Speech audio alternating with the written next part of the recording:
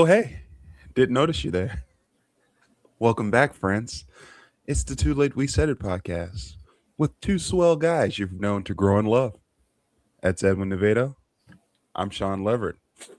We're A-OK. Thanks for coming back. You betcha. You bet you guys. We've tried to tone it down a little bit so we can get mental health sponsors. But inevitably, we'll cuss and call people bitches. It's just in our DNA. You've joined us for another episode, so you're a bitch too. Welcome back. Welcome back to another episode, guys, to the Too Late We Said It podcast. We appreciate you pulling up for another round of insanity, guys. How you all been? Good, good. We're good. Everybody's been great. I've been great. You've been great. Hey, well, what's up with you, cuz? Hey man, everything's good, yo. Some cool shit happened. What happened? You got a double income tax check? I wish that was the cool thing, but it was something a little bit more simplified. Okay. So I was working on another song that I was working on called Home, which is basically a song that culminates my journey from 2009 or 2008 to current. Exactly. Okay, So as I was working on that, my son happens to step in. He's like, Dad. He's like, what's that song? And he was like, describing like, that's my favorite song you ever did. And then I was like, what is that? You know, it's about Find Your Way or something like that. I was like, oh, yeah.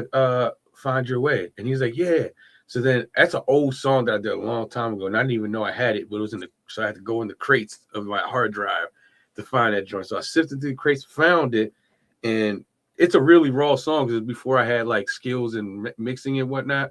So the song's real raw. So I threw it into the existing software that I use now, and I cleaned it up a little bit because there's only so much you could do to an already recorded track. So, but I cleaned it up and did the best I could to clean up the sound. Okay. And I just went ahead and posted on my SoundCloud just so he could have access to it because he wanted to listen to it. That's what's up, yeah. Interestingly enough, this song ballooned to over 1,000 fucking plays overnight. It's at like 1,026 right now. Overseas, so like it turned me into international. I got people from Kazakhstan, from Dubai, Belarus, what's that one place? Ukraine has 120 Hold plays. on, yo, they bumping your shit during the bombardment. You know that shit fire. They're dropping bombs outside, but Edwin is dropping bombs in here. So that was interesting that a song that I just put on the page just for my son to have access to it. He's like, I told you, Dad, that song's good.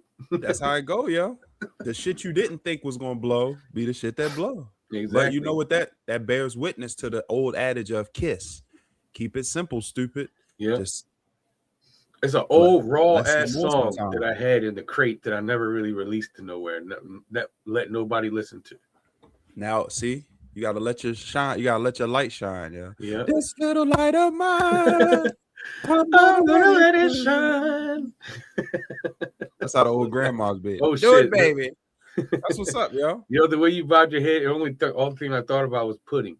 Chill, I didn't bob my head. I went side to side. Oh, okay. So try to put me in the trick bag. Nigga. Yeah, I like the way you bob your head, little nigga.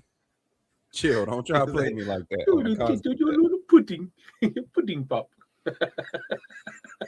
Bill Cosby was a freak. Is a freak. It is a freak. That's what's up. He was about to say rest in peace. I was about to say rest in peace. Rest in peace. He in jail. Is he still in jail? Bill Cosby out? He's free now. Okay, I forgot he got out. I know he was going through glaucoma and gray eyes, so I guess they let him out when you get the Black Mirror eyes. You know, Black Mirror, when you do, your eyes turn milky and shit. So that's how he came out the game. That's what's up, yo. So make sure you keep putting it out, man. Let us know. Let the people know what your SoundCloud again is, yo.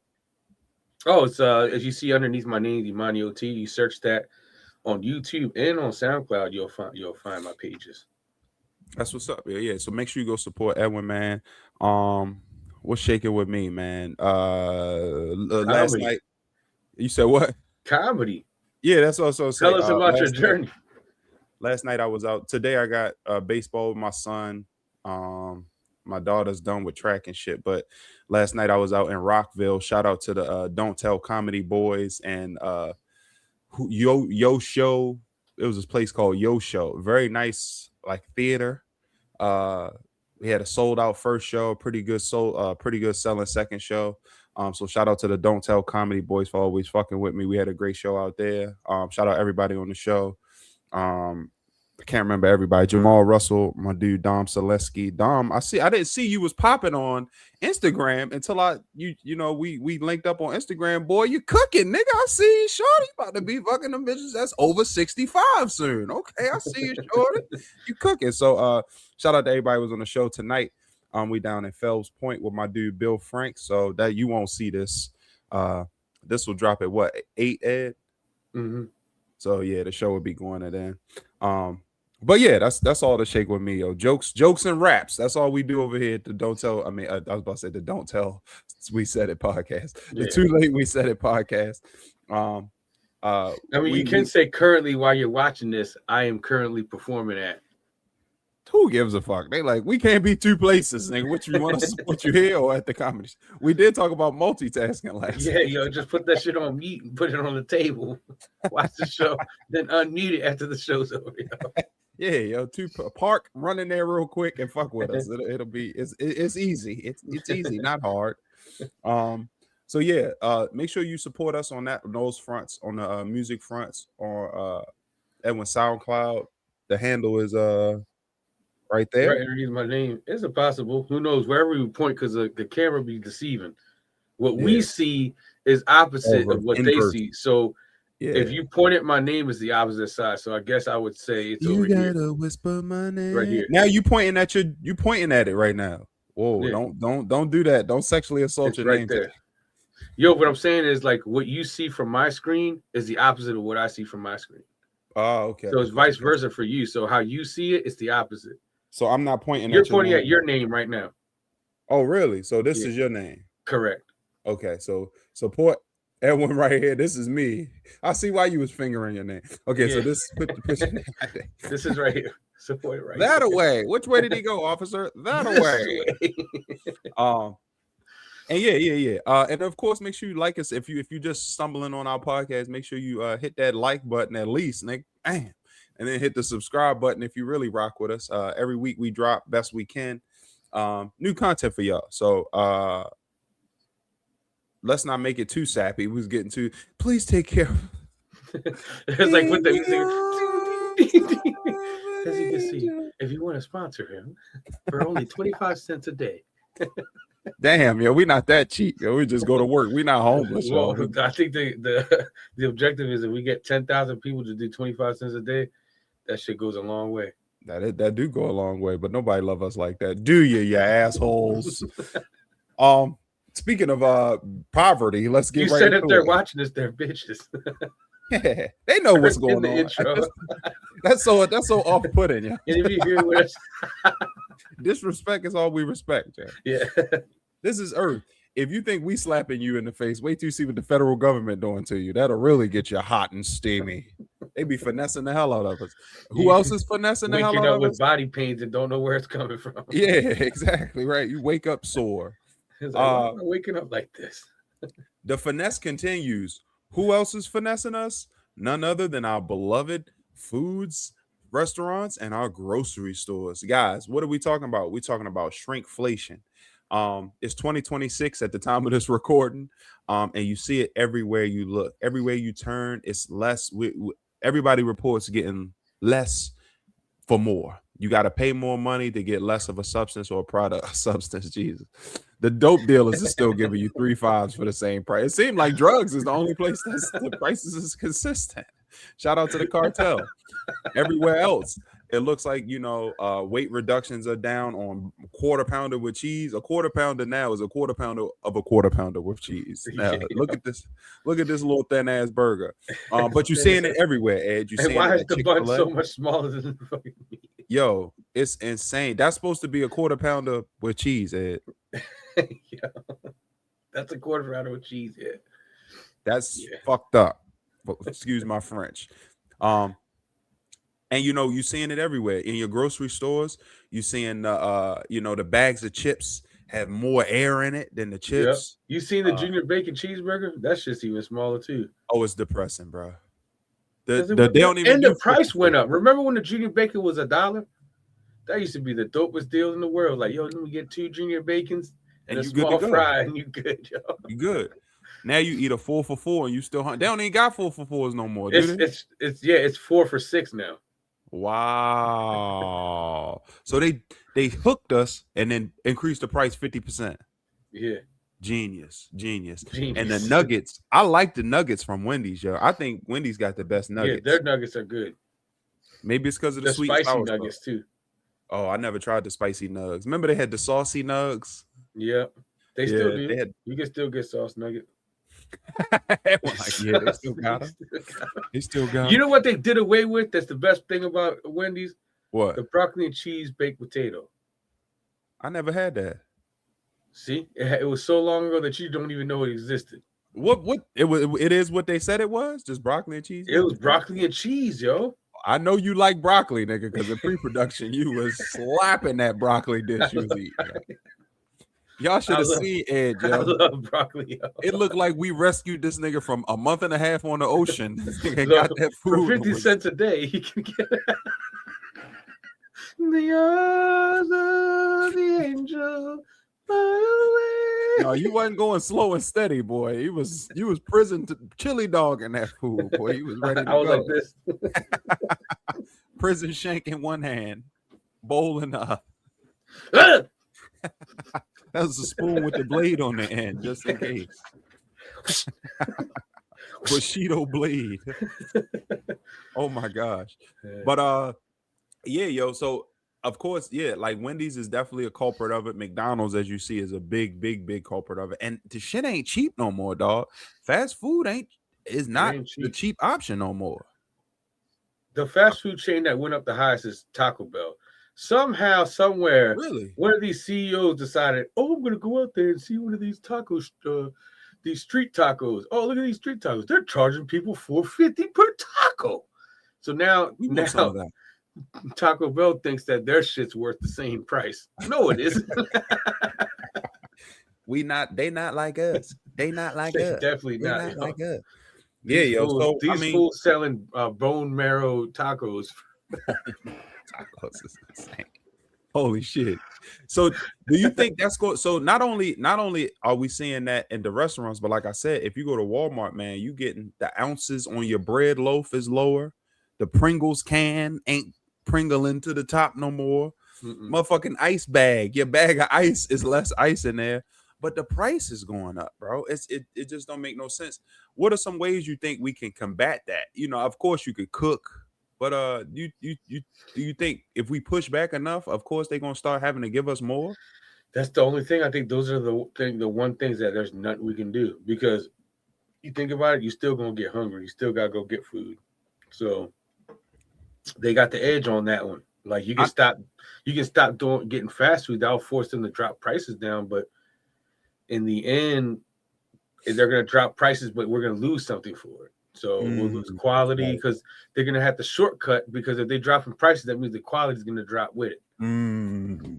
Because we already know back in the day when McDonald's before they became a franchise, their milkshakes was their huge selling point at first, right? Our milkshake brings other boys to the yard. Before the Big Mac, the milkshake was McDonald's selling point because it was real fucking milkshakes. Now it's that fucking those bags of syrup that they got frozen dairy treat. They freeze them. Yeah, it's not real dairy anymore.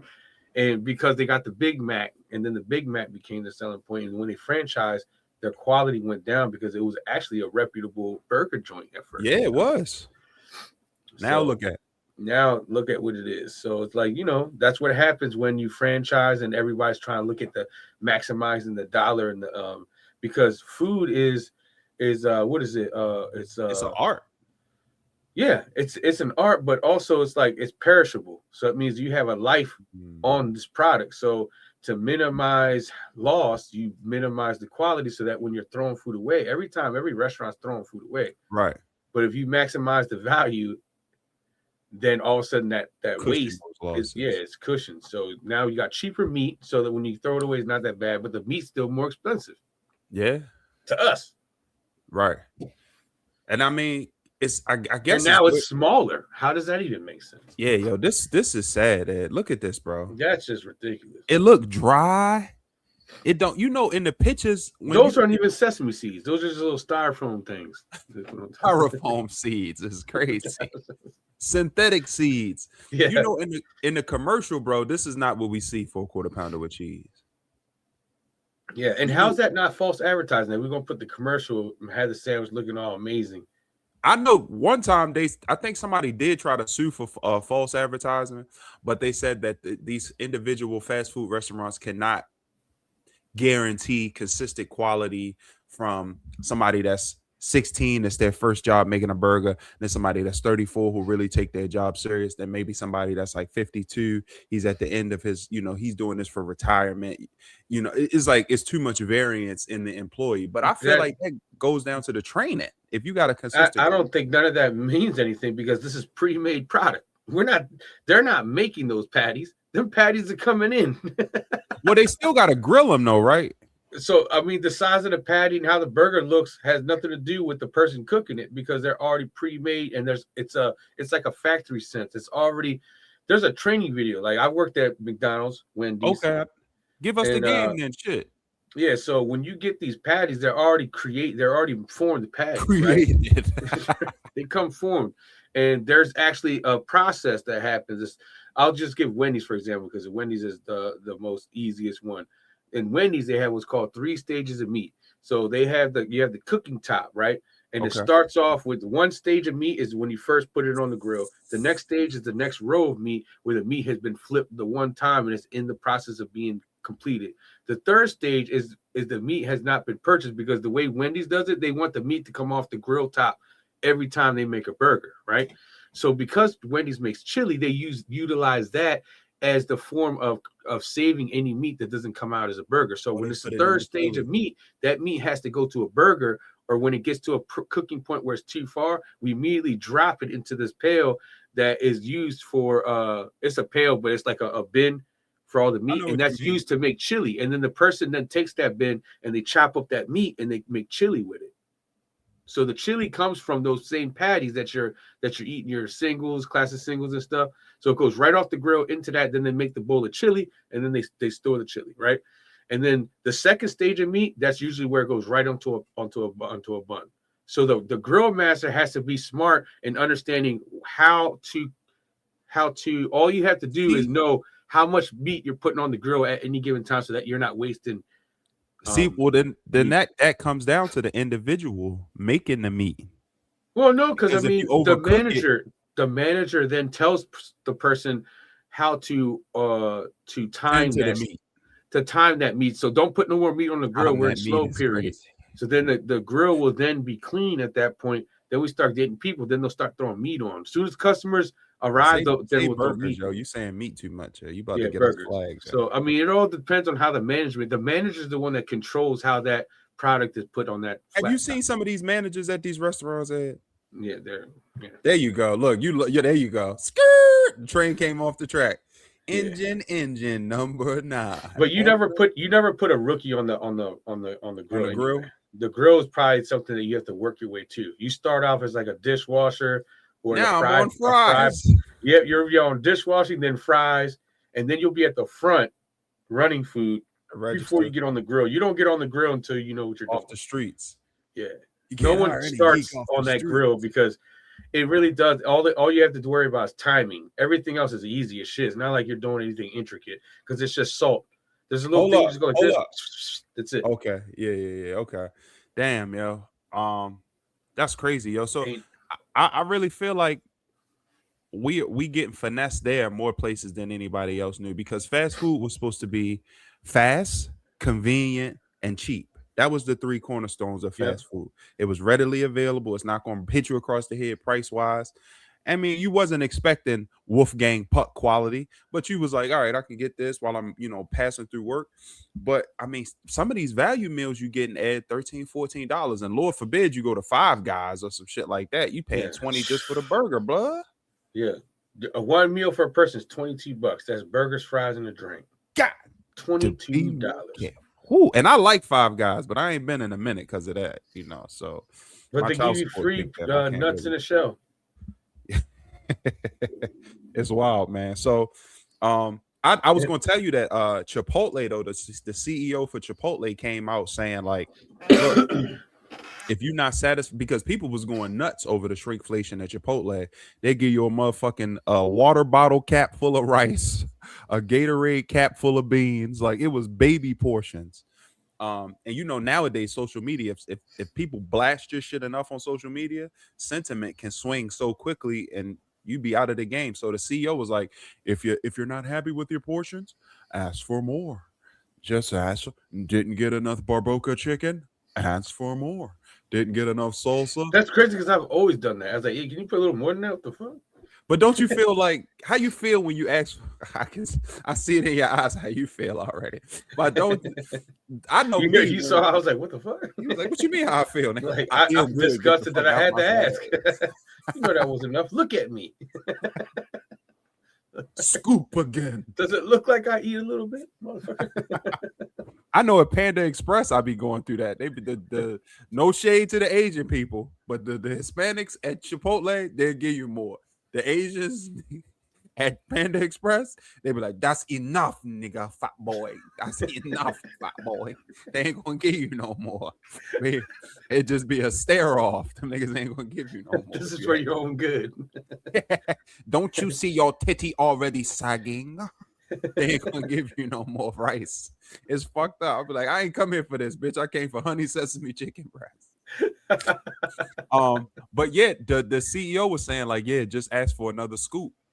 And people was going in there and leaning into it now. They going in there like, give me more, give me more. And to the point niggas can't even roll up the burrito. It's like, it's too gargantuan. You can't even roll it up. So that's gonna fuck it up for other people though, going too hard. But yeah, I believe with all we're paying for, I mean, you're paying for a lot, yo. And the margins, I don't know if you know about Chipotle, bro, but Chipotle on the New York Stock Exchange is doing numbers for a burrito company. First of all, you need to stop buying burritos at Chipotle. Here's how you're supposed to fucking order Chipotle. Tell them, Ed. Get the burrito bowl. Tell them, Ed. Get the tortilla, because the tortilla is only $1 and some change. Yes, Lord. And then you'll fill up your burrito, and guess what you're going to have left? What we got? Food in your bowl. If you want the higher portions, get the burrito bowl and then get a bunch of the small tortillas. You can make little tacos with it and still have left. And if you want chips, you can add chips and eat it with the chips. But the point of the matter is, you want to maximize how much you're getting for your money. Getting the burrito bowl and getting the burrito are the same fucking price, but the burrito bowl gives you more food. And if you pay $1 some change more, you maximize how much you get for your money. That's the secret trick. Like you get 3 tacos. The 3 tacos still cost $8 and some change. Guess what the burrito bowl costs? $9 and some change. And guess how much food you get? You get maybe 7 to 8 tacos worth of food inside that bowl. If you just buy the 3 tortillas, which the small tortillas, you get 3 tortillas as one price. So it's $1.25, you get 3 tortillas. Okay. So that's what I was getting at, Ed, when I asked you initially. What can we do to sort of wiggle our way? Understand the loophole. You got to learn. Chipotle is the only one that I know where that's a loophole, and that's like kind of like the cheat code. Well, McDonald's and all of these fast food companies, they'll give you the app now where you can get.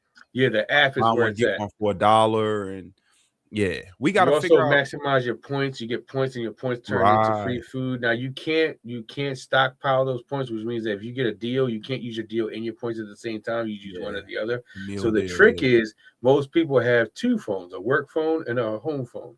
Create a McDonald's app on your home phone, and then create a new email account app on your other phone, and order those 2 together. They'll both say your name on it, and your 2 phones will show you got 2 orders. Use your points on one phone, get the deal on the other. You just maximize the savings. And there we go, Ed. If you're a fool that has 3 phone numbers, then you got 3 opportunities to save.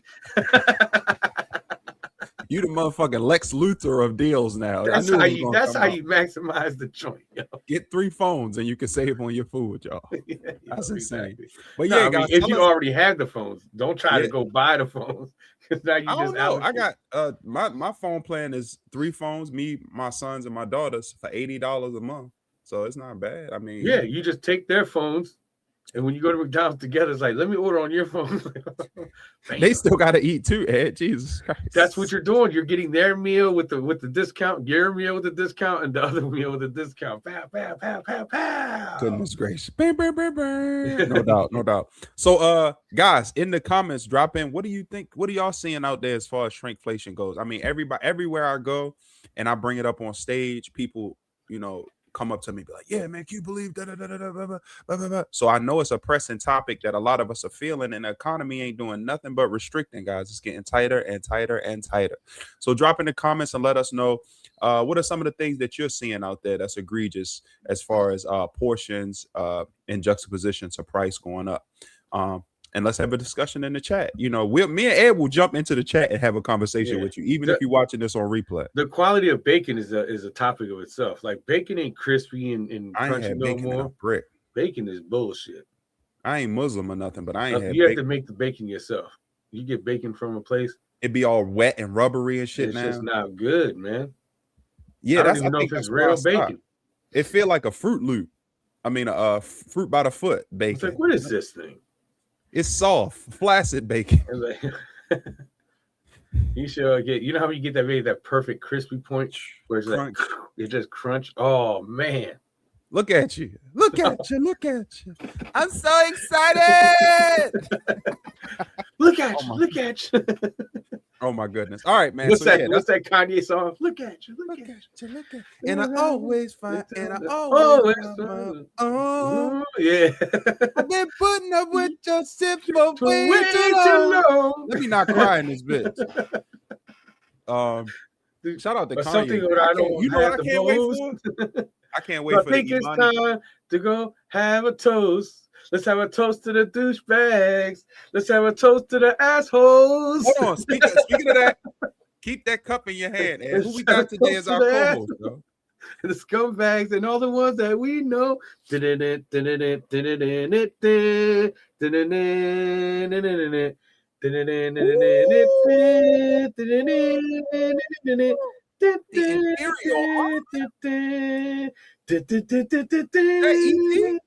This is the Mandalorian. The Mandalorian Grogu. This cup actually came from Burger King. All right, they have a deal for Mandalorian. I got this though from the theater when I went to go see it. And they got the little Grogu joint. What do Grogu say, yo? Grogu says nothing. He doesn't speak yet. He don't make no sounds, nothing. Oh, he does motions and stuff. He's still a baby because what happens is his species lives up to 1,000 years old. God dang. So that means that they age slower. So he's 50 years old, but he's still a baby. 50 years old. He's like 55 or something like that. Okay. Jesus Christ. All right. Let me see it one more time. Yo, that shit look chromy, boy. Burger King stepping it up. Oh, the cup or the... Yeah, the cup. You know, our co-host on here. Is it... Pause. Is it soft? Is it hard? Oh, it's a hard plastic cup. Like, the hard plastic cups. Like the Six Flags joints. Yeah. I was about to say that ain't no paper cup. No, it's not. It's a actual keepable cup. Pluck it real quick. Hit it with the... Oh, yeah. That's high quality H2O. Quality H2O. All right, it's a solid cup. Look at all the condensation because I got the ice water in there. You feel that, baby? That's all you. It's all liquid on the side of that. It's nice cold water. Cup con leche. I ain't fucking with you, yo. All right, let's get it, man. Let's move on to the... You stupid. Let's move on to the next topic. It's something we all go through. Unless you are... Let me think of a person who this wouldn't apply to.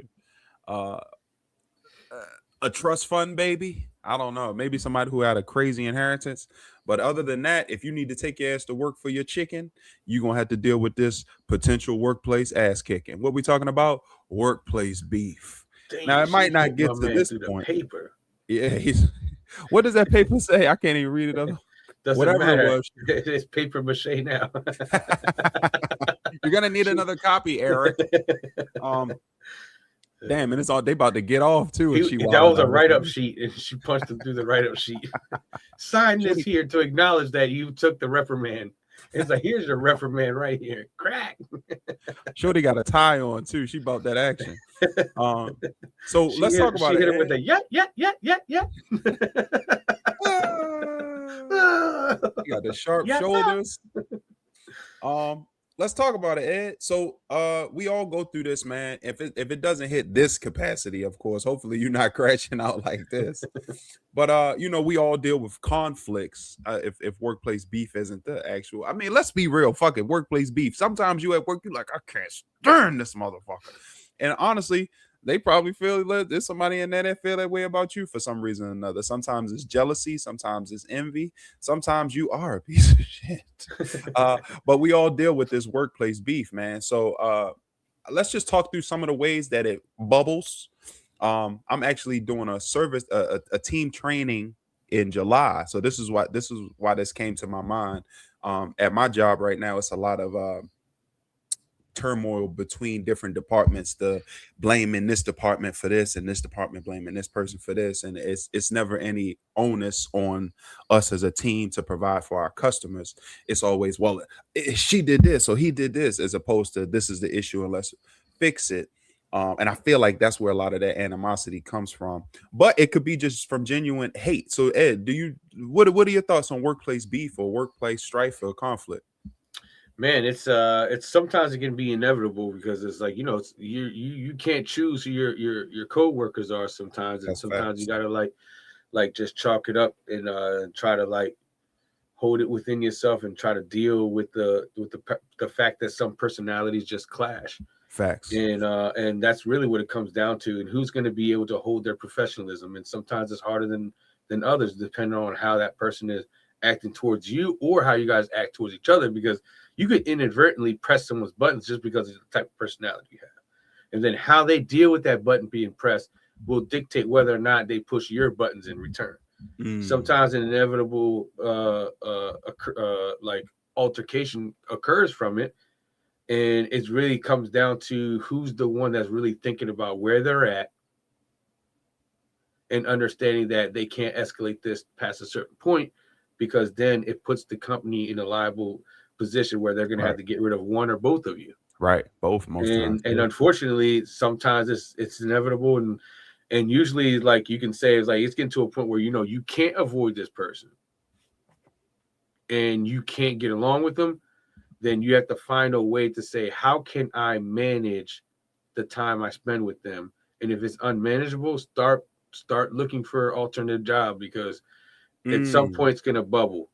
And is it ever on the job to make, like, I know, well, in our conversations, and congratulations to you, Ed. You're moving up in towards the operations management and the supervisory role, and you'll have to delegate these conflicts. But I'm already there. I'm having situations. I got to deal with management where I have to deal with people with their personal hygiene, telling people about their personal hygiene, conflicts between people outside of work, hunching. It's so many things you got to deal with, and ultimately I got to deal with conflict resolution as well. And it's hard to be a third party, a hovering person, a hovering entity in this conflict, because if it gets to me or if it gets to you at your job, it's already well known. It's out there. Somebody that told you busy doing your job, and somebody then brought something to you. So is it ever on the job to manage that and to provide a safe space for people to work? Yeah, I mean, I think definitely it's like, as far as management. So like, let's see, one of the both of the employees say, hey, we don't get along. We need to make sure that we're not near each other. And that's possibly the best case scenario, is if management or somebody in a leadership position can mitigate how often these two people cross paths, for the sake of the company's longevity and the sake of the company's production, because it never is good when two people are arguing. You're not thinking clearly when you're angry, especially when you're angry at someone. You're never really getting to a resolution when both of you are just yelling at each other. It's a distraction to other people. So it's just distracting others. Others can't function because they're either going to be scared or they're going to be too distracted by the popcorn situation that's going on. Like, oh yeah, hey man, you got a report you got to finish. And like, hold on a second. It's like, or the other person will be like, oh my God, what if they hit me? So Yeah, there's right. different Gotcha. reactions to how this can come So across, many and not just that, but personalities. what Yeah. can be said during that can be offensive to others, or a Right. distraction, or just go Traumatizing. against people's beliefs and whatnot. Right. Now their work environment is disrupted. So it's a lot that happens there. Right. And usually the best case scenario, if you can't find a solution, is you got to get rid of one of them. Because Unfortunately, that's usually what. one person's the instigator. Yeah. And you just look at it, who's the most valuable of the two, because in the end, it's like sometimes people don't like each other to a degree where it doesn't matter who you get rid of, as long as you get rid of one of them, it immediately alleviates everything. So it's a matter of looking at that. Who is the person I can't afford to lose? And you get rid of the other person, unfortunately, like, hey, I'm sorry, I'm not getting rid of you because you're the instigator or you're the cause of it. Getting rid of you because they're more valuable to us at this juncture. Sorry. They drive in sales, but I didn't even do anything. Deuces. And when you fucked up, yo, that's a troll. That's how these companies capitalism. be looking at it, though, yo. Yeah, so they're like, who can we afford to lose? Get rid of them. yeah. Will that solve the problem? Yes, get rid of them. That's it. Give them a good recommendation and a severance package. Get them the fuck out of good here. recommendation shit. We fired you, but we'll give you a good recommendation. Yeah. That's so bullshit. It is bullshit. So, Ed, is there ever a time where you should be like, fuck this job? I'm standing on business. This motherfucker getting on my nerves. I'm pulling up to confront him. If I lose my job, I lose my job. My younger self would think that way, but too old now to be. Ain't nobody trying to go out there and be interviewing again. Like going out there with your resumes. I'm not saying squabble up with nobody. I'm not saying throw hands, but I'm saying you be like, hey, look, man. At work, you're like, hey, good afternoon. It's Edwin. Yeah. Good afternoon. How are you doing? You hit him with it. You betcha. You betcha.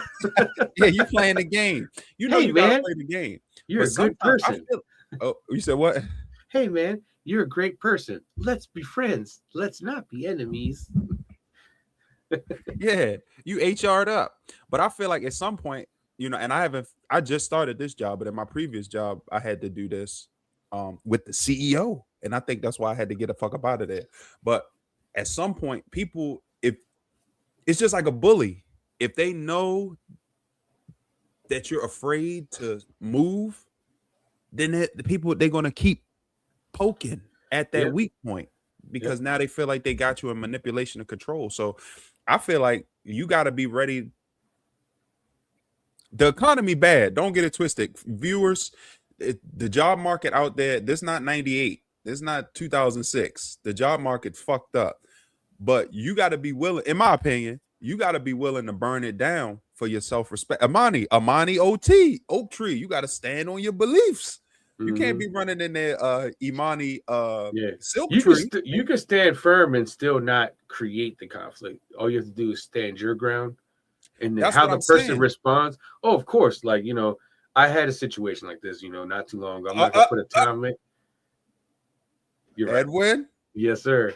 Don't do it. Yo, you would lead me into that direction. I said, we're not going to talk about personal experience. Yeah, I had some shit like this happen to me last week. Nigga went straight into it. Edwin, no. I was about to go on the tell-all, right? Don't do it, yo. I'm here to love you, yo. We're not going to let you crash out. This ain't Maury Povich. There was an instance I can think of with someone else that... it's forced me to be in a position where I just have to stand my ground, but keep myself level-headed, and that's the best thing I could do in this instance is just keep level-headed. And I think you were mentioned earlier, is like, how would you report the incident? And I think it comes down to how you look at it. Like, do you feel like this is going to keep escalating? Then you definitely need to get ahead of it, because the first person that says something usually is the one that's going to get believed. So let's say you give that other person the opportunity to say he was in my face, even though it's the other way around. Right. You can't, at that point, your rebuttal is not going to hit the same. Yeah. So it's better if, like, as soon as you see that conflict hit a certain level, then you should have the rapport with some of your peers or supervisors to say, hey, look, this is between me and you. I'm not saying I want to report this incident, but this is what happened. And what you did in that situation is now they're aware of it. So then if that person tries to jump and cut throat, that person you told will say, hey, he actually told me about this. He said he didn't want to report it, but Right. he just wanted to put it in put it out there just in case this escalated. But now, as we see, he's trying to use that against him. Escalated. Yeah. Yep. And then that protects you. At least you could do that, because I know sometimes you don't want to be part of like making somebody lose their job, and that's understandable.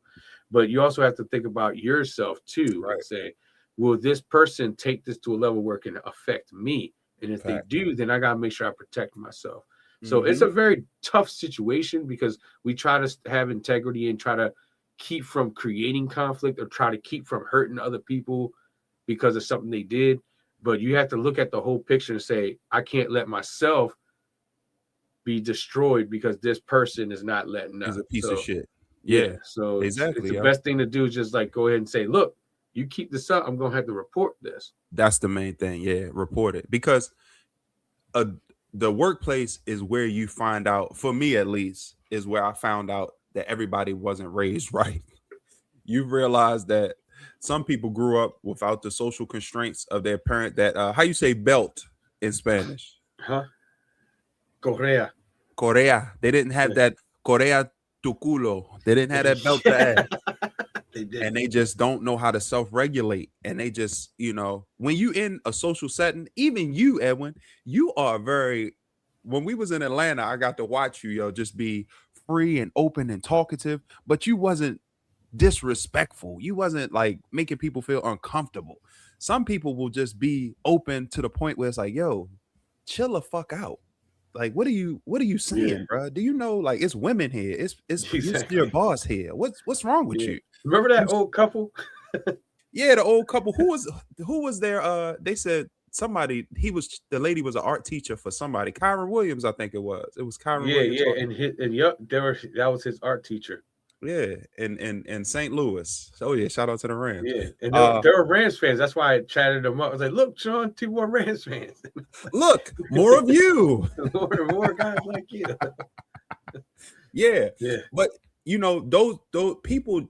This is, and we talk about parenting a lot on this channel, but that's why it's so important to give your children the framework of self, so that they can know when they're out in the world, you have a social obligation to the people around you, not to be a shrew, not be yourself, but to respect the world around you. And it's nowhere more pronounced than in the workplace, because we all here for one or two goals: to drive a company forward and to make our money. That's it. Very rarely do you hit it off with somebody that, like me and Ed used to be co-workers, and now we cool as fuck. And sometimes you build those relationships, but sometimes it's, I'm here for a season, and in 2 or 3 years, I'm never going to see this motherfucker again, but I still owe them the respect to their personal workspace. And the other person from when we worked is Herman, somebody like I ran into again.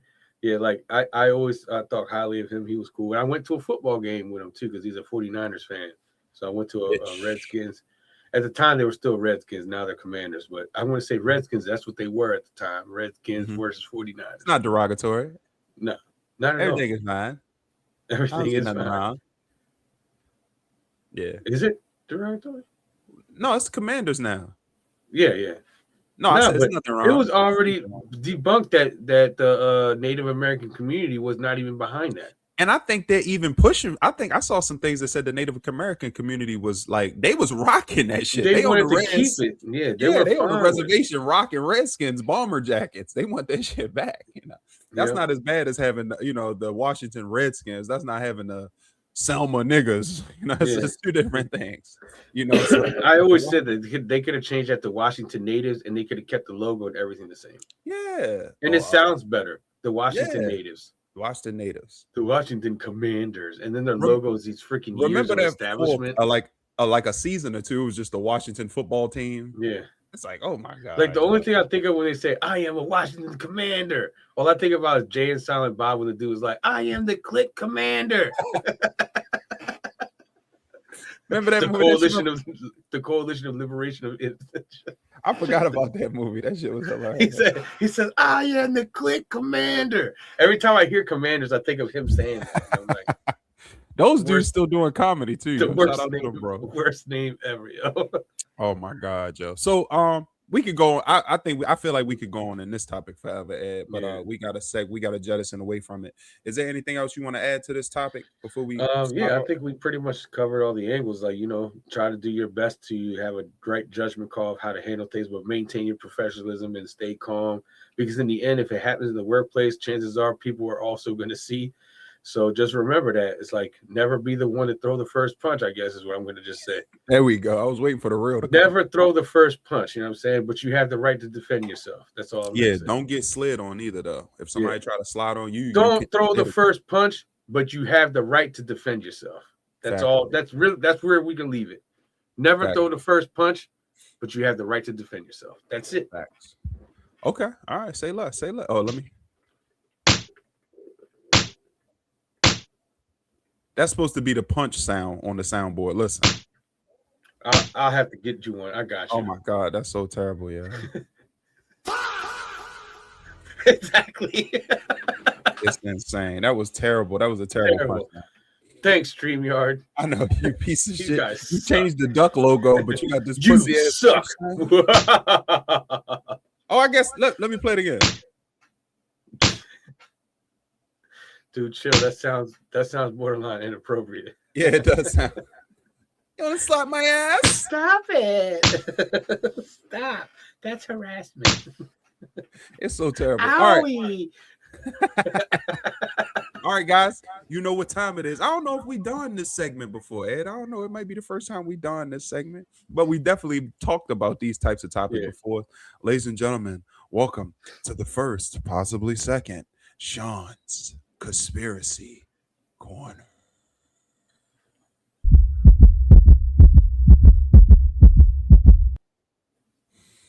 Edwin, on this first segment of Shawn's, I feel like it's the first one. I don't know why I keep saying it. On this rendition of Shawn's Conspiracy, I feel like it is the first one that we formally dubbed, because I think before we was talking about dubbed. We talked about it because we did some conspiracy topics. That's the first time that we had it coined. Okay, all right, cool. The Conspiracy Corner. Welcome to the corner of the internet where we talk about shit that's probably true. It's just you're not mentally ready to accept it.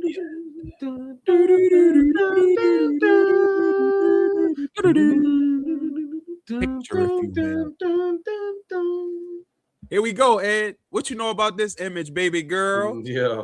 This is an actual place in California. I believe it's Southern California. In the Redwoods, right? You said what? It's in the Redwoods, right? I can look it up. But it's in California. And it's called Bohemian Grove. Now, Bohemian Grove is a meeting place for the rich elites. And it's been host to presidents. It's in Monterey, California. Rich, yes, sir. Rich in the men, though. Men. It's a men's club, though. Yeah, it's a men's club. Well, they be having chicks in there with their titties out, like on Eyes Wide Shut. But it serves men. But it's the men's club. Yeah, the men doing this freaky shit. Ladies, y'all clear on this one. Just don't go in there and throw your ass. You guys are props in this situation, unfortunately. Yes, this is us. I'm the problem. It's me. So Bohemian Grove, it's a ritualistic meeting site in California, and the reason I wanted to talk about this today is to shine some light on these rituals and cults that take place behind the scenes, man. And these are factual, realistic places. Been host to presidents, high profile entertainers, monetary policy developers, aka the Federal Reserve, that don't got shit to do with the federal government. It's an outside body from all of our governments. Chinese government, American government, African government, South Venezuelan government, all of that. And it dictates financial policies around the world. And people don't talk about these things. Sometimes I wonder, is it the fact that we don't talk about it because we're just too enthralled or too caught up in our own lives? Or like I just said, people just don't have the mental bandwidth to really go down that rabbit hole, so to speak, and have the thought, the picture of your life just shattered. And like, yo, this is what it really is. A lot of the people who was on the Schleppstein files have been to Bohemian Grove to do these rituals. So if I pull this image back up, this is a big ass owl There's like an owl statue carving, and you see something burning there, and they'll burn numerous things in there. They'll burn crosses, they'll burn paperwork, but they'll burn things of they'll burn images Yeah. and Now, representations of yeah, things because they that's want to a get rid of. ritual. Yeah. Yeah, it's a ritual. So, So if you what, look what, in the forefront there, you see somebody look like they got on a Vatican hat. yeah. All these niggas got on blank man capes. So Ed, what do you think about this, man? Just giving Well, off the basic information I gave you. yeah. So, I mean, I know that the thing with the owl is more so is like it's a ritual of trying to burn outside world and stuff like to create a like a soloist thing. Like we're doing what we do here. We're taking out the outside world, and that's what it's a ritual to embody that there's like a getaway from the outside world. However, that's what the framework of what it's supposed to be. But when you look at it like this, is you can't be. This is a membership. The only way you can be part of this crew, multiple members invite you in there. Right. Multiple. So Yes. multiple. You can't just say, "Hey, I want my buddy to vouch." No, like you have to basically know multiple members, and then they have to go through a process You must be for you to initiated. be initiated into this. And there's actually something that you have to do to receive the initiations, which means that that's more than just a club. That's like a boys and girls club. Like this is a club where it's exclusive. Now, the reason why that's interesting is because that means that what goes on in there, they don't have phones or nothing. So everything's all within them. The outside world will be shut off.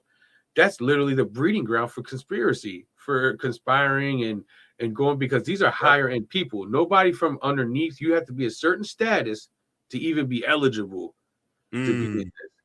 And it's 20. I know I did some reading, and just for the initiation process, it's $25,000 just to be in the initiation process. You have to put 25 grand up For us just to to be look in the, at it. Think yep, about it. just for them to consider you, right? That's like the application fee, basically.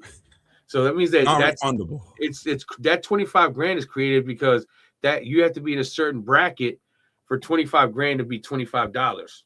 Right. For Yes. us. So that's our $25 is their 25 grand.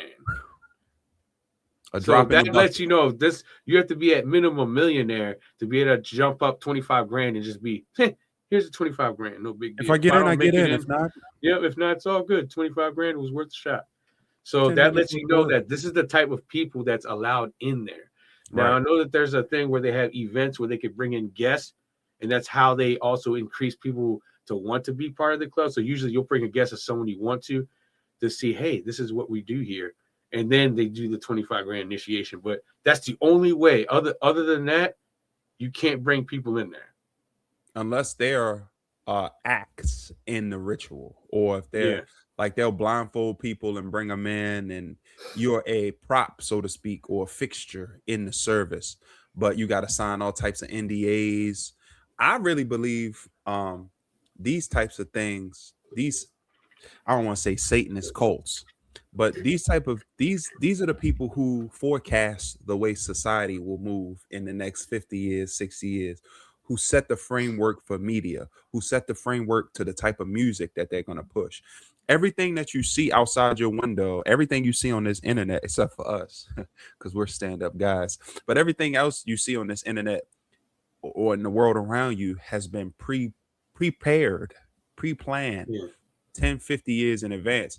And a lot of us, we live in day to day, but there are pockets and social groups who say, okay, in 50 years, this is what we want society to look like, whether that be population, whether that be mass sexual orientation, modes of transportation, the way we consume energy, all of that shit is, and it has to be, right? Because if you let life just happen, like Jeff Goldblum said on Jurassic Park, shit could go everywhere. So you need to plan society, but I feel like the planning isn't structured for everybody to succeed. It's structured for us to keep power and keep these little motherfuckers rolling in our gear, keep going to work, keep reproducing. Remember that movie They Live? I don't know if you've seen that movie. They live. Hell yeah.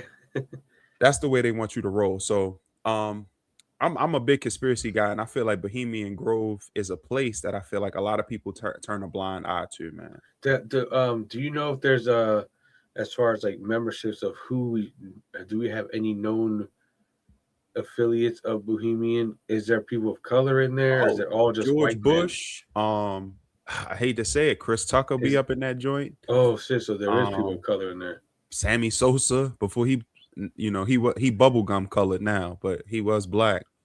So I don't He know. looks like Soda Popinski now. So I think it's looking crazy now. But yeah, it's not a most people be like, that's some white boy shit. It's not just some white boy shit. This is a power thing. This is a socioeconomic thing. Yeah, this I is wouldn't be about people surprised. of a higher tax bracket get together and Well, talk about how they can use their money to influence society. Because sometimes money is a byproduct of And influence. networking too, because people That's what probably I'm saying. network through there as well. Yeah. So you get like Lil Kim Sharing said, shout out to Lil intel, Kim. stuff that they learned. Yes, exactly. It's like jail. We trading tips. Like Lil Kim said, first you get the money, then you get the power, then you get the respect. But I think you get that power first, then comes the money, then comes the fear. I don't think respect is real. People fear you and fear what you can do to them, and that's what breeds fear/respect. If very few people in history have been revered because of their kindness.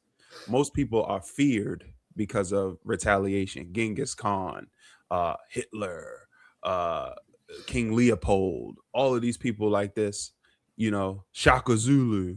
You knew that these people could do something. Who's a Spanish person that was highly revered and feared? I can't think of Campos. Who? Alviso Campos. Yeah, what Edwin said. He's saying it too quick and too low for me to repeat, nigga. But Alviso Campos. Oh, Alviso Campos. Where was he from? Puerto Rico. Puerto Rico. Oh, he slapped the shit out you. Alviso Campos will slap the shit out you in front of your abuela, nigga. Cold hearted. So, what I bring all this up to say, man, please, you got to start paying attention. And I feel like in American society, we think this is all we think this is what the world is, right? You go to different parts of the world, you see so much different shit that'll open up your eyes. Puerto Rico, you go to Nepal, you go to Venezuela, you go to Cape Town, South Africa. You see the way of living is completely different. We're so encapsulated in this world that we can't in this American culture that we can't even see people in front of our face playing in our face. I keep talking about it consistently because it's just so jarring that the information is in front of our face and we ain't doing shit about it. Is the Slepstein files, bro? Yeah. They was drinking baby blood and it's facts. It's crazy. Like we just going along with it and not doing nothing. Doing all these rituals, and they say rituals. Look at how that look. The whole look of that look crazy.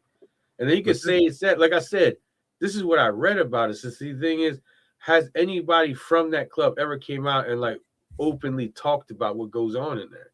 Well, probably not, right? What's his name? Alex Jones. You know who Alex Jones is? Mm-mm. He I got know in who trouble. Mike Jones is.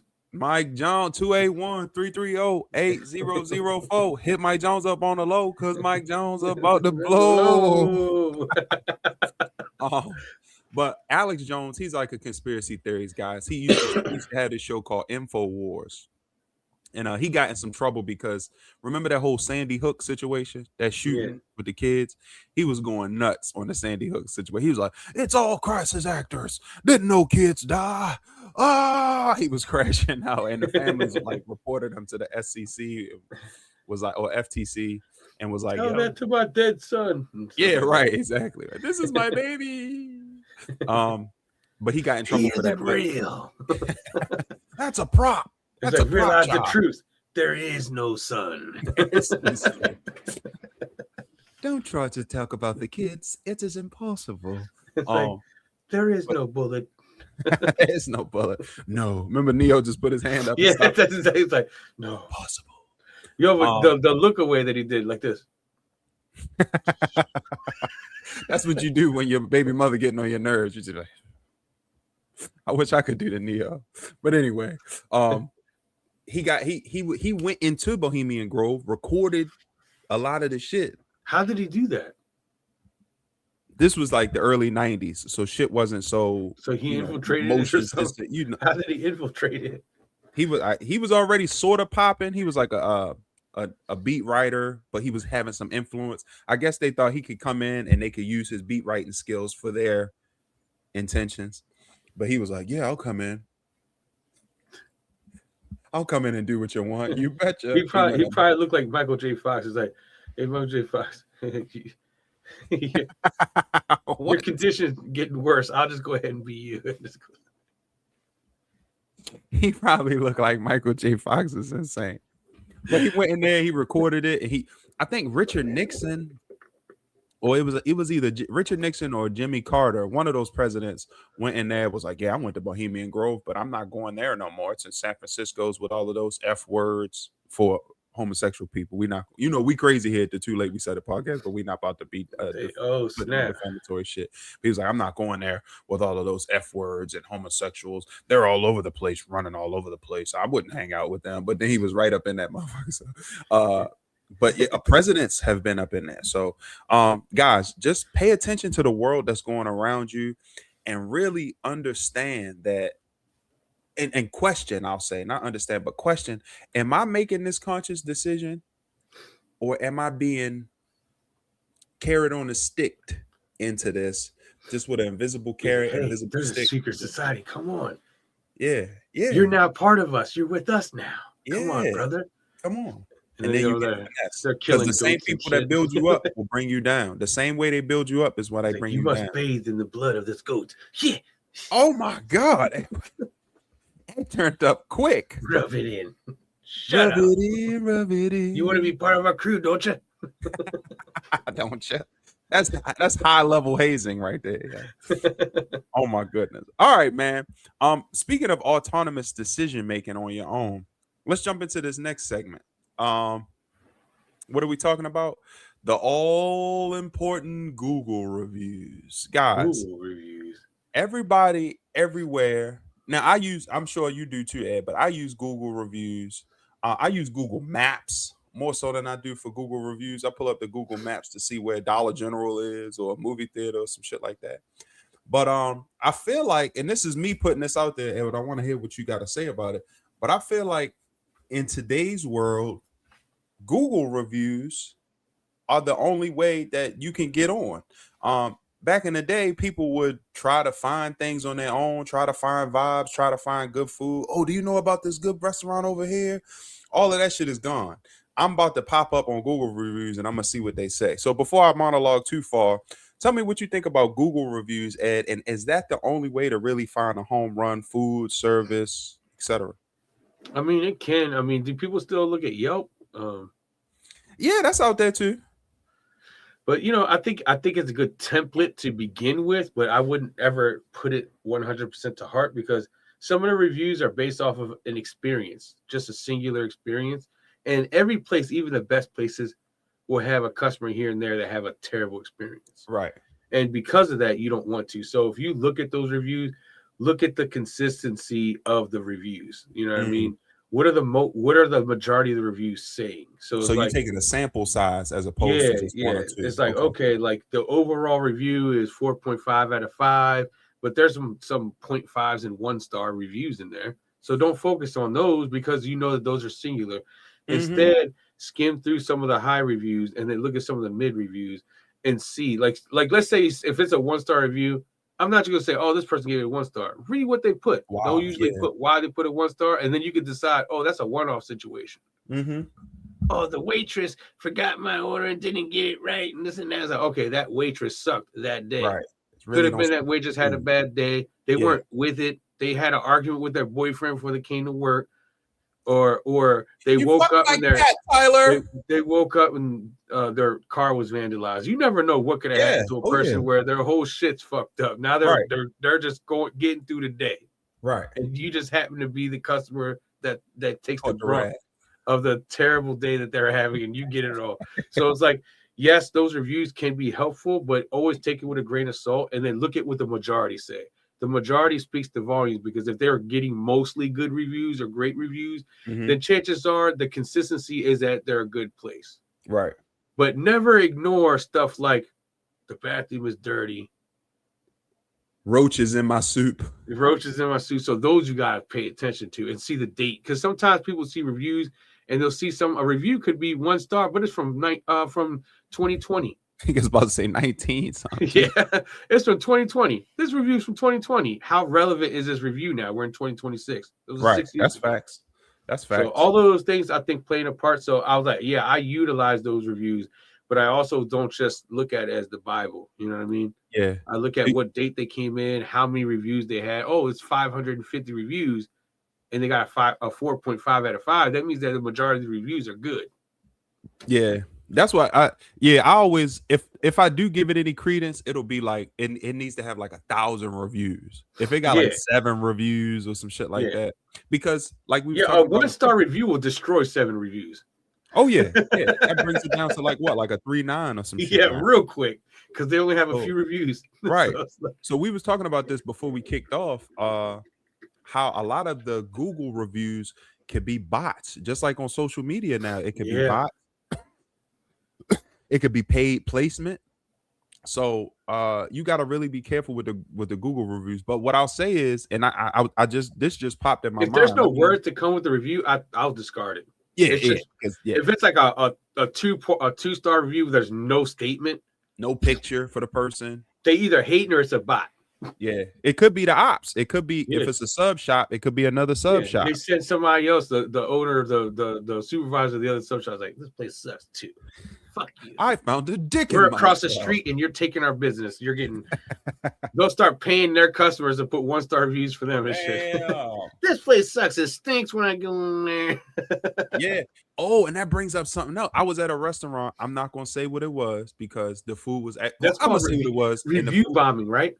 Review bombing. What that mean? Review bombing is when people a mass amount of people just give bad reviews in succession, just to bring their overall down. It's called review bombing. That's I hear you on that, but that's not what I was going to say. So Dave's Hot Chicken. Have you heard of that? Yeah, I've had their hottest. I had never. Hottest. You like their hot food? No. I had their hottest. It fucked me up. Oh shit.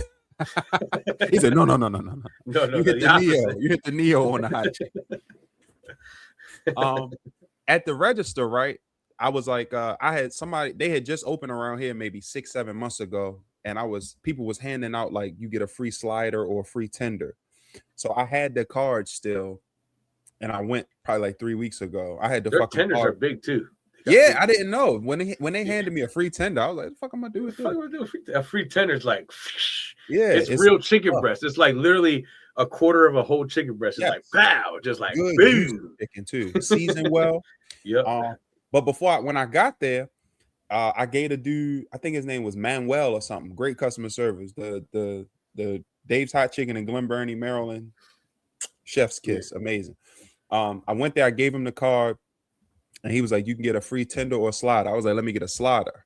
He was like, you want a free tender too? I was like, yeah, how? He was like, just scan QR code and give us a 5-star review. So that's another way that they could get their reviews up by just smart. We'll give you free food for a good review. Because a tender is cheaper than paying for a marketing campaign to get Google reviews.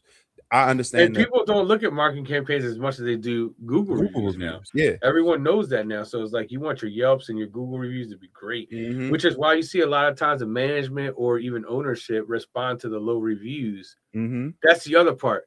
See, if you see a 1-star review and there's no response from the company, that means they don't give a fuck. But if there's a response, we're sorry that you felt that way and you had a bad experience. Please come back on us and we'll see if we can make it right. Ask for Jackson, boom, we'll make it right. Yeah. That immediately lets you know this place is actively trying to be better. That changes how that review looks now. Right. That's that person takes them up on the offers up to them. But the fact is they offered it to them. You know, but if there's nothing there, they ignore it. They don't even give a shit. Fuck you. Fuck you and your fucking 1-star. Yo, we just gave that girl that gave you a bad service a raise, bitch. Yo, it's a comedy club, yo. I'm not gonna say the comedy club because I work comedy club, so I don't want to put nobody out there. But it's a comedy club on the East Coast, I'll say. And somebody put a Google review on like I can't believe there was a 2-drink minimum after we already paid for tickets. It was free parking, but God, times are tough. You're gonna make us buy 2-item minimum. The owner of the club got in there, was like, yeah, duh, it's a comedy club. Where can you not go to have to pay a 2-drink minimum? If you don't want to come to a comedy show, just stay your ass in the house. He matched their energy in the Google reviews. I was like, oh shit. And people was liking it up, yo. Sometimes you just got to be real, because people ain't shit. People ain't shit sometimes. That person set themselves up, because their whole complaint was revolving around a standard, and that's what made them. Exactly. That's what made them fucking. It's like everyone knows that you've never been to a comedy club if you're writing that type of complaint.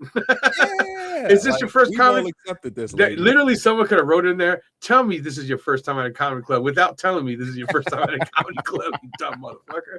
It's always a 2-drink minimum. It's always. That's just like this most high-end strip clubs, 2-drink minimum. Most comedy clubs, 2-drink minimum. You ain't just gonna walk in here, pay the door fee, just sit there like this, yo. Right? Yeah, it's like. But that's what I'm saying. And so that's how they get the money to pay the performer. The act, yes, is by you getting drinks. If you're not getting the drinks, you're not making them the money that they need to pay the motherfucker that's up there performing for you. It's like people don't really. That's your way of.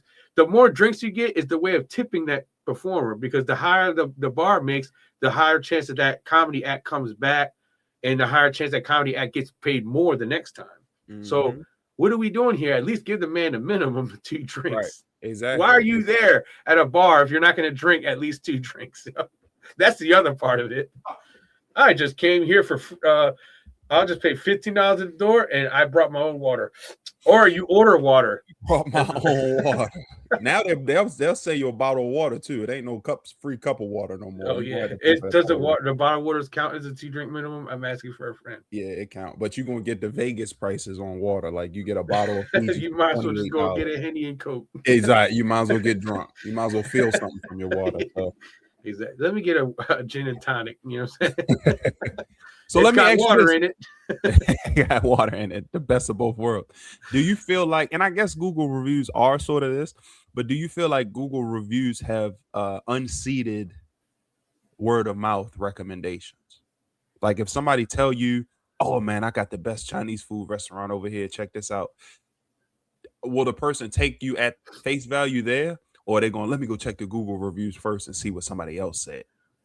Do you feel like Google reviews have superseded word of mouth? Oh yeah. I think it depends on the person, but how much you trust that person that's telling you? Yeah, it depends on the person, because if the person that's giving me that word of mouth is someone that I trust their opinion on that point, I don't need Google reviews, because that's just going to dilute their glowing recommendation. Because if I see 1 or 2 bad reviews, like, I don't know, this guy said it sucks.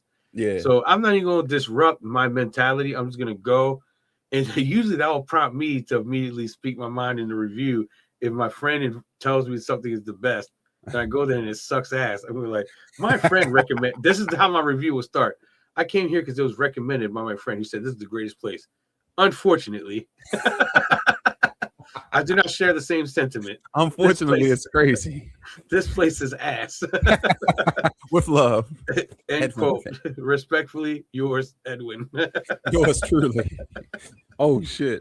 Yeah, because I mean, sometimes food ain't shit. So I don't know. We're not gonna dwell on that too tough. But yeah, guys. So tell us what you think about Google reviews.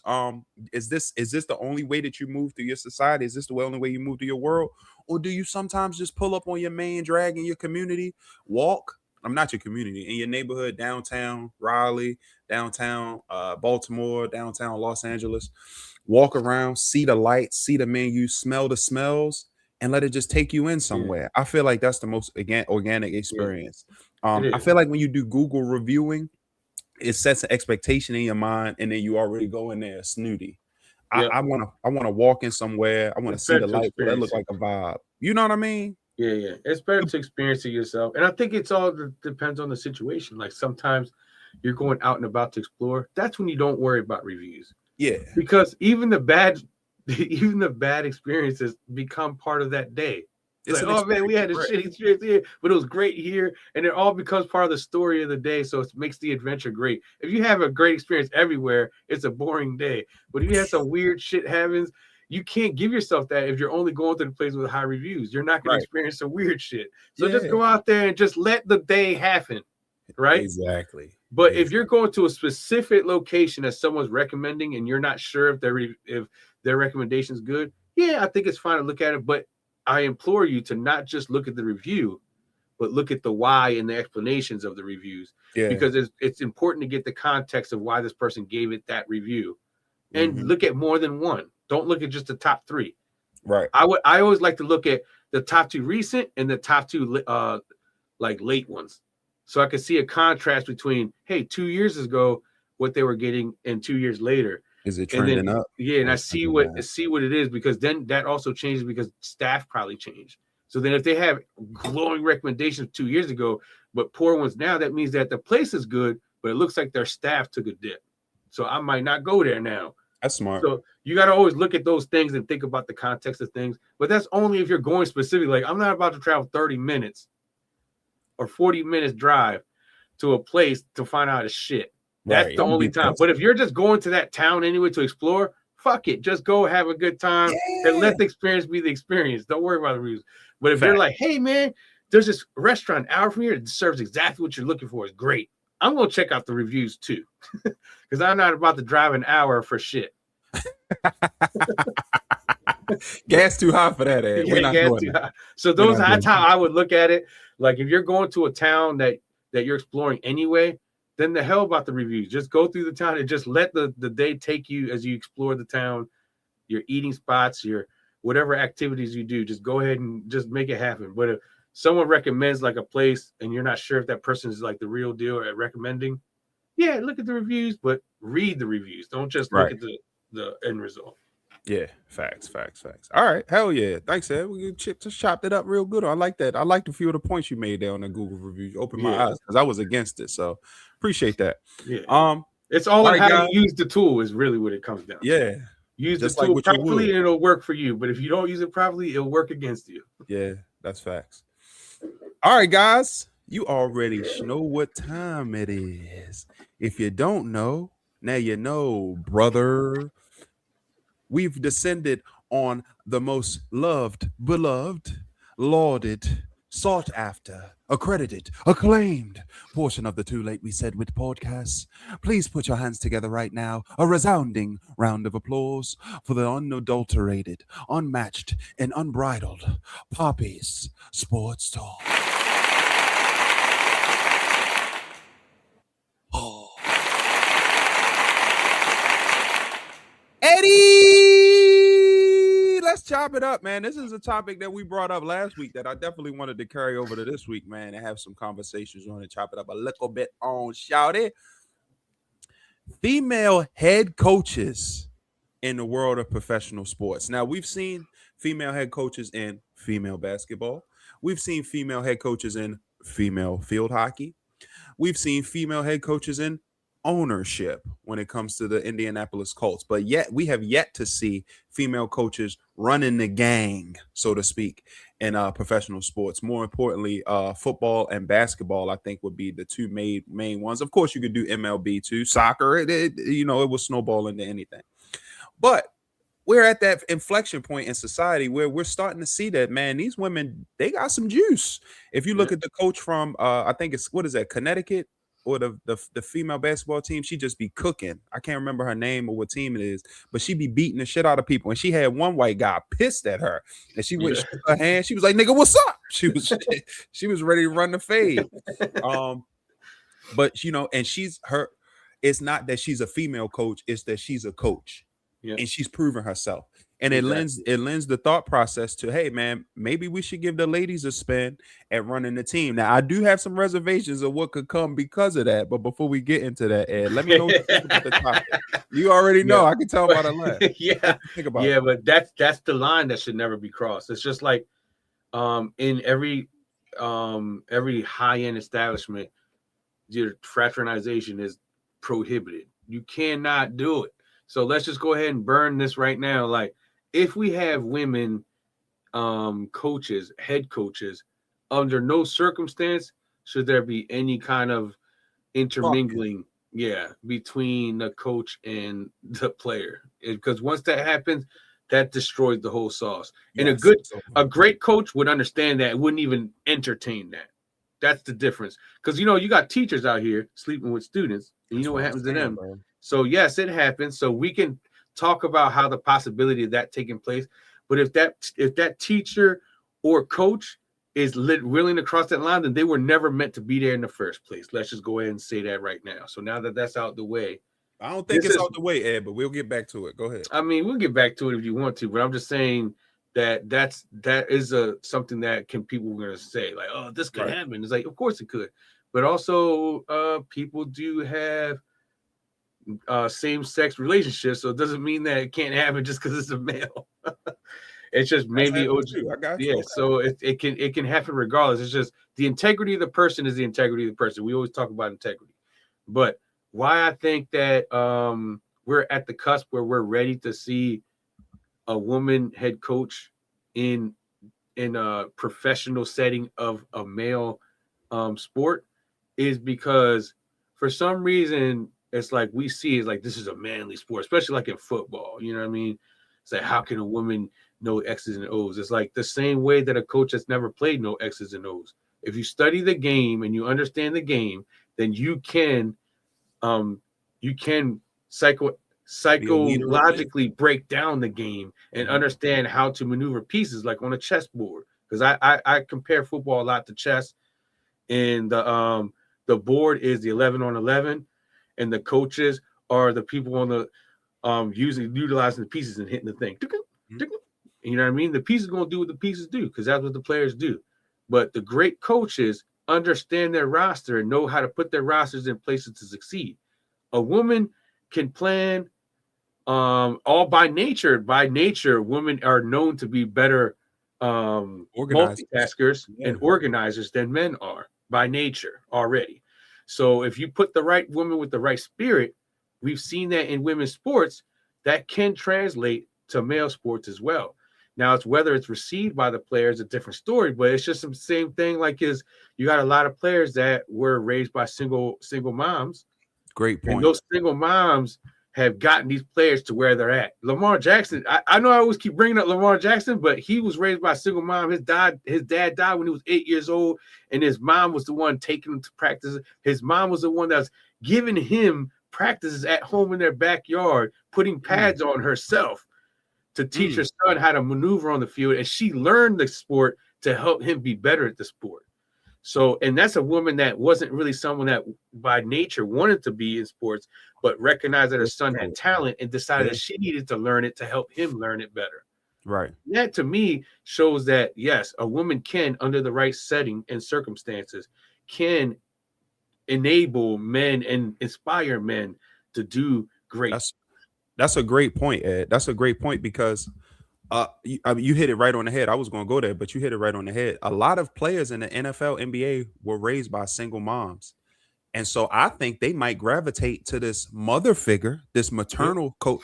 Boys, I need y'all to do this. We got to drop rather than this machismo person who's coming in on some Dick or some Mike Vrabel or Dan Campbell shit. Like, yo, this is our matriarch. We running through a wall for the mom. Yep. And then the other part is, let's look at it from a time standpoint. If we were in the 70s, 80s, and 90s, it wouldn't bode well because it was a different, the masculinity level was way different back then, where it was all in your face, like, you motherfucker, you gonna do that. Football has shifted now where that type of coaching style is no longer something that's accepted. It's like players don't respond to that type of coaching anymore like they used to. That's why it's a new sport where we see these younger coaches come in almost the same age as the players, and they're inspiring them without having to yell. They inspire them by showing them the way, by being cerebral. Because now everything's more cerebral now. Back then it's more like punch him in the face, punch him in the mouth. Now everything's about finesse and smart and being and like being psychologically sound over your opponent and understanding the aspects of the game and actually studying playbook, studying film. Back then players didn't do it that way. Right. Back then the stronger players and the more players with the highest will were the ones that superseded and had the most natural talent. Now natural talent is surrounded around the psychological aspect and the cerebral aspect of the game, where that lends more to a woman coach, because they're able to stay calm, under pressure, because that's the nature of a woman for the Who most told you part. that? What you mean? Who told you that? Who told me what? That women are better staying calm under pressure. I didn't say they're better. I said women are good at staying calm under pressure. I didn't say they were better than men. That's going to be. I don't think that's a sex thing. Maybe I'm wrong in that. Whatever. I'll take the L in that one. But what I'm saying is that it lends more to a woman head coach now, because the atmosphere of how coaching styles have evolved lends more to a woman who can motivate without being in your face. Right. An agitative. Yeah, you don't have to be the aggressor to be a motivational. Yeah. If you're a good speaker, someone that understands the cerebral aspects of things, and you're very detail oriented, that will increase the likelihood that players will not listen, because they're looking at the game from a different aspect now than they did before. It's so the let's just be honest. Athletes before they get the money are usually emotional wrecks. Your emotion, you know, your family usually is, trauma breeds greatness, and a lot of these players have, you look at LeBron, you look at Jamal Charles, you look at Lamar Jackson. They came from these ragtag backgrounds. I mean, even Tom Brady, to a sense, he came from a two-family household. But if you know the Tom Brady story, he's been through some shit too. So to have that maternal nurturing, mental health's a big thing now. Mental health, have somebody who can understand and say, "Look, I know."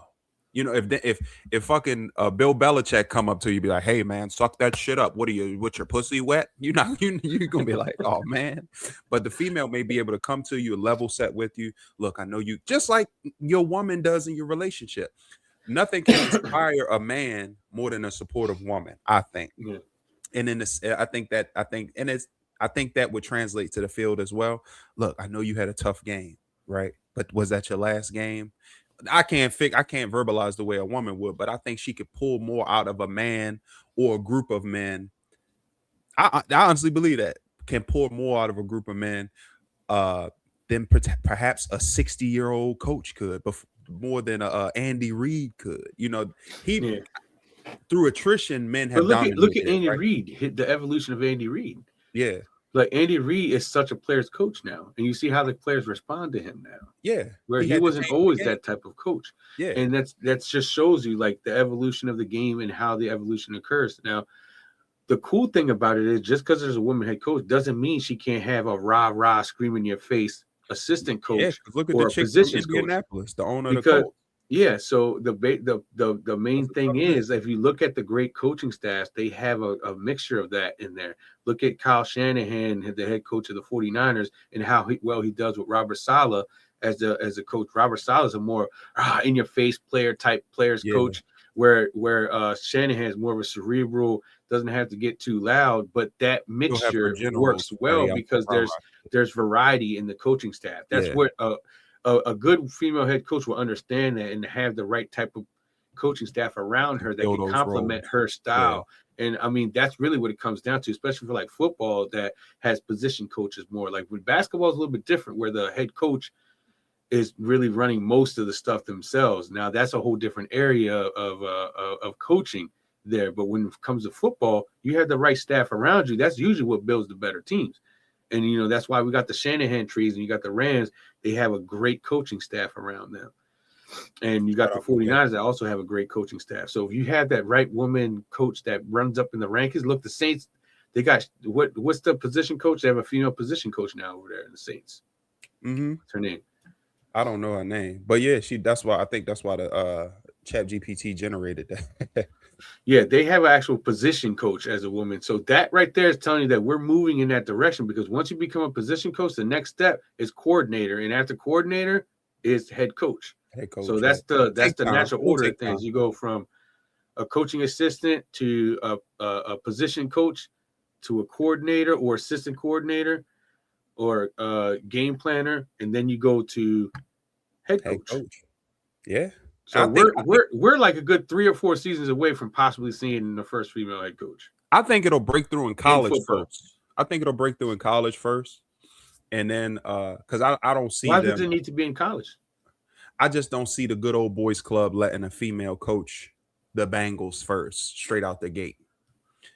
She'll have to have some attrition through high school, go through college, and then she could get her Jackie Robinson Also, moment somebody who makes it to head coach in college will probably have a higher chance to go from head coach college to head coach in the football, NFL. or it'd be head coach college to coordinator in the pro ranks. I think it's gonna have to go from head out. They're gonna want to coach see to coordinator or something like that. They're gonna want to see that you can run a program and not Florida International Atlantic. Hey, there's women CEOs all over the world already. What? So I'm talking about women football. have proven that they can run organizations. I'm talking about football.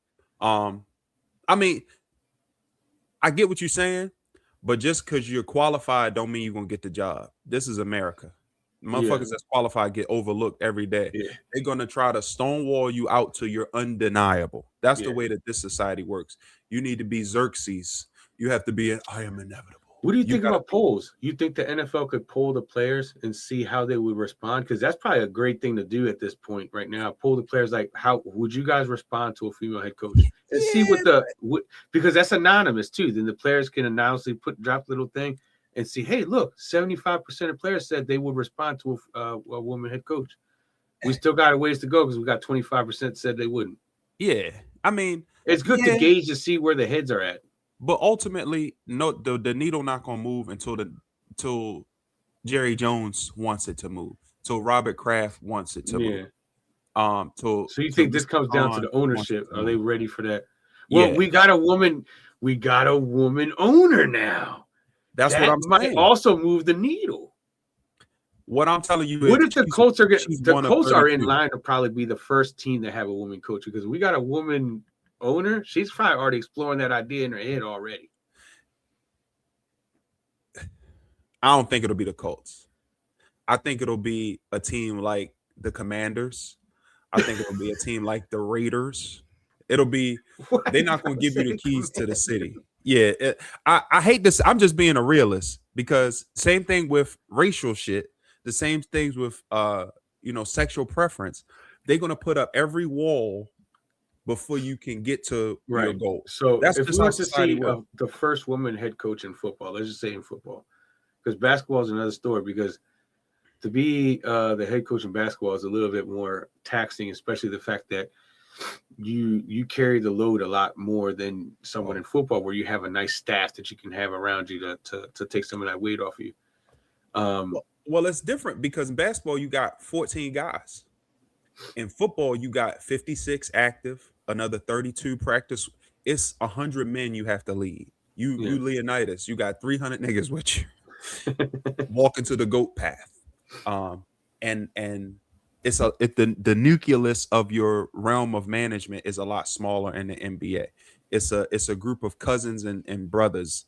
Where the NFL, you dealing with a small city with people with CTE, and it's insane. I think, and let's go back to this real quick.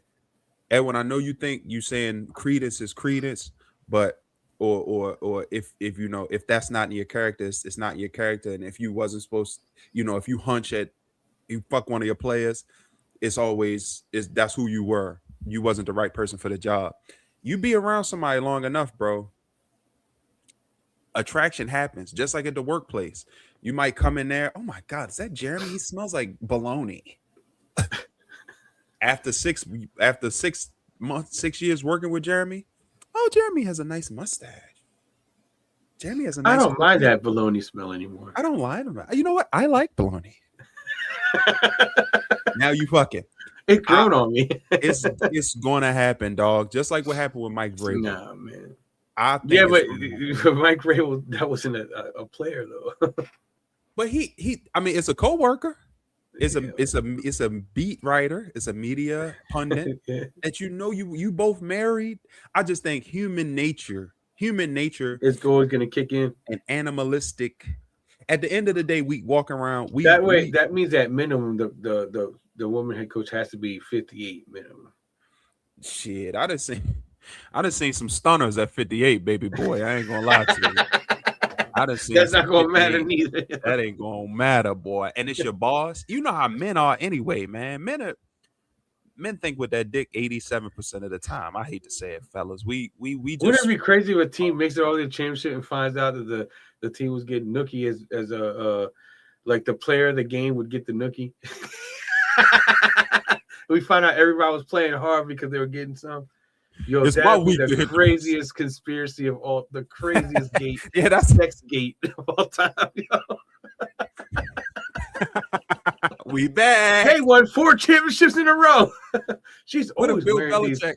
revealing outfits to the giving hand games. jobs? Yeah, she's You going won to the the Super games. Bowl, I'll beat your meat. She's Tom. going to the games with a clipboard and a headset and a negligee.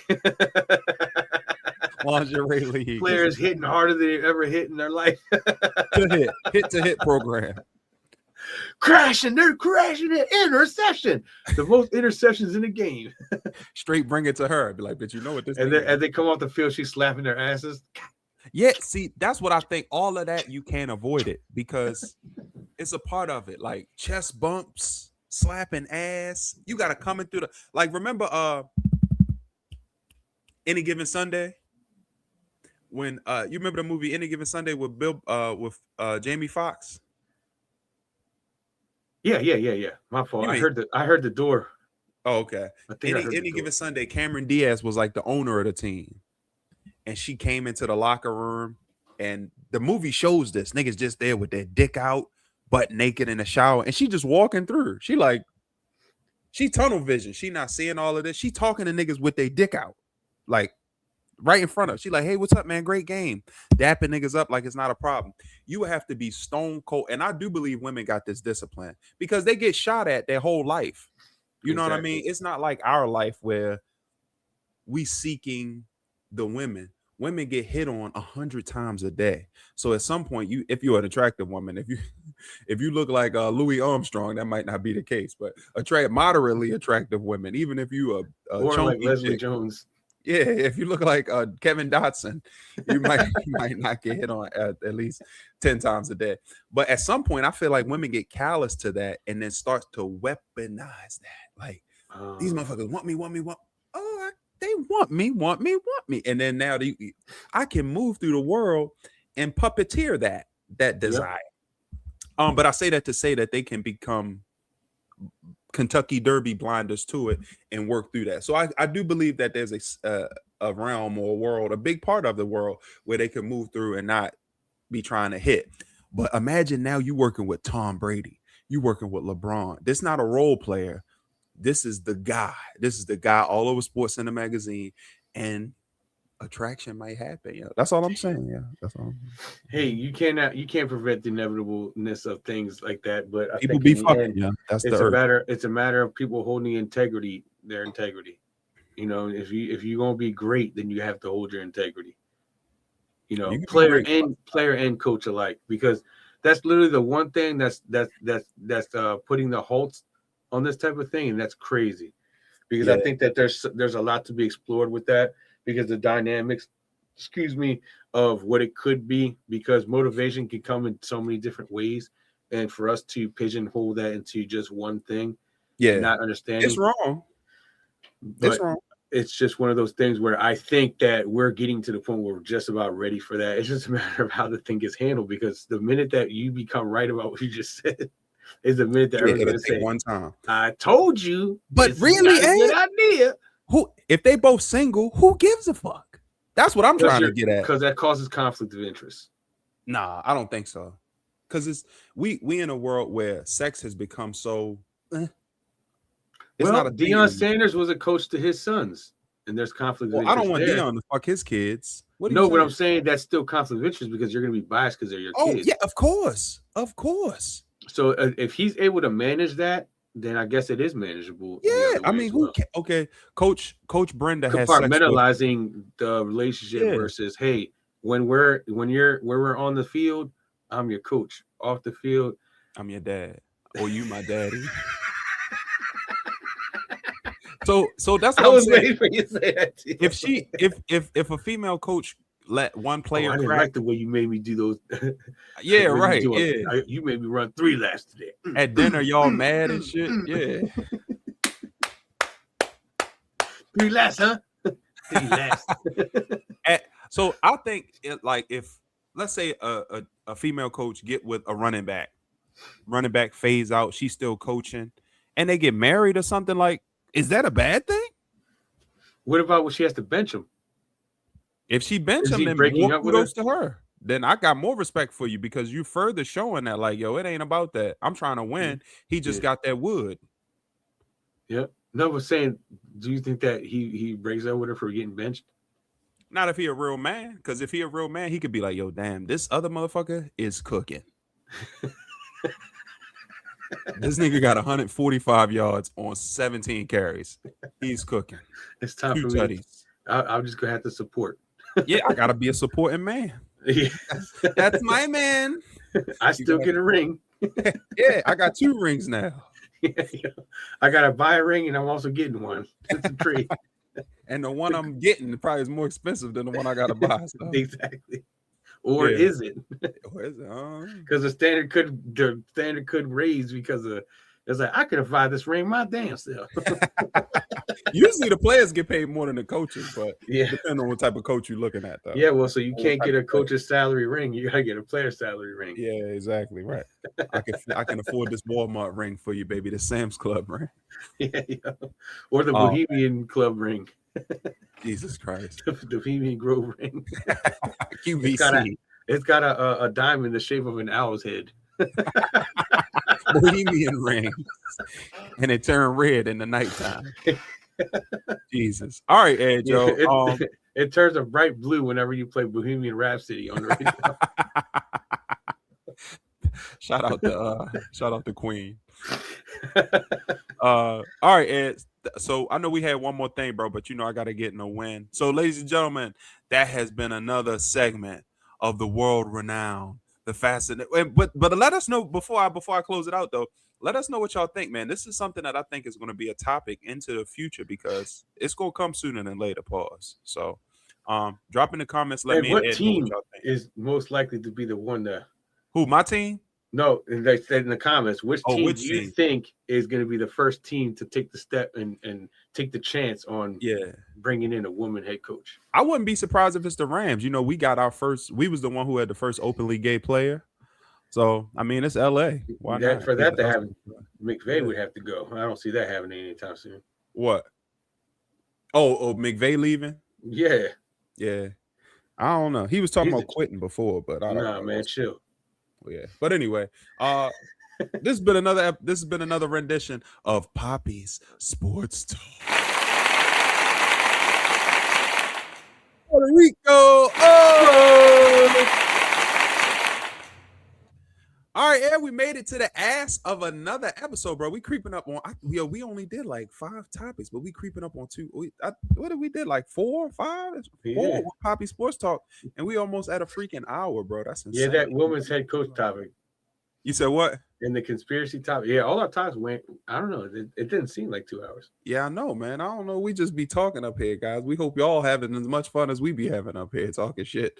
So we appreciate you guys rocking with us and joining us for another week. Of course, as we mentioned in the opening, make sure you check out Edwin's SoundCloud at his Imani_OT on SoundCloud. Check out his new drop. What's the name of the new drop that came out, Joe? Or the old joint that you just redropped? Oh, Find Your Way. Find Your Way. It's currently at over 1,000 plays right now.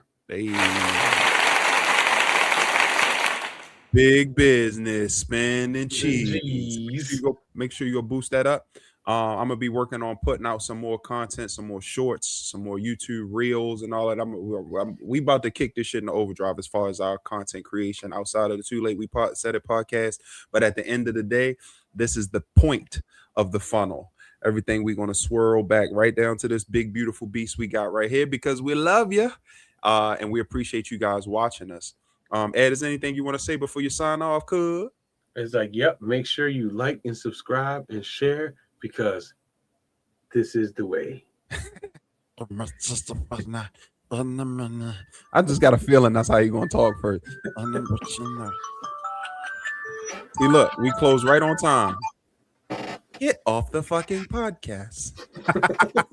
Mine went off too earlier, but get the fuck off. The visuals popped up first, then I slid it up. So, yeah. Guys, What do you Sorry. say? Yeah. I said, yeah, man. Sorry. Yeah, man. You good, Yeah. You good. This isn't the Yeah. penitentiary. You safe. Guys, we appreciate you watching us and rocking with us for another week of the Too Late We Said It podcast. We will be back again next Saturday at 8, just like we was this Saturday at 8. And also be on the lookout for our live show, guys. As soon as we get, we want to hear you talking. I always say, and Ed always says, drop in the comments because we want to hear you talking. Once we start getting you guys chatting, even if it's a fucking dot, we hate you. You guys stink. We don't like baloney. Whatever you want to say, drop it in the comments because that lets us know you're hearing us. We see that people are watching, but don't be such a freaking shrew. Talk to us, man. This is a safe space. We love the engagement. We're both open people. Like I said, when I was in Atlanta with Ed was talking to literally everybody. I seen Ed talking to a trash can. I was like, this thing is going crazy. We're people. We love to engage. We love to discuss, and we're open, man. We open to damn near anything. So holla at us in the chat. That's gonna prompt us to do the live shows. And once we start doing the live shows, we on a whole nother level, baby. We're gonna be depending on your engagement. So we appreciate you, as Ed said. Make sure you like, share, subscribe, and we will see you next week. Ed, hit it with me, cuz from the Too Late We Said It podcast. Peace.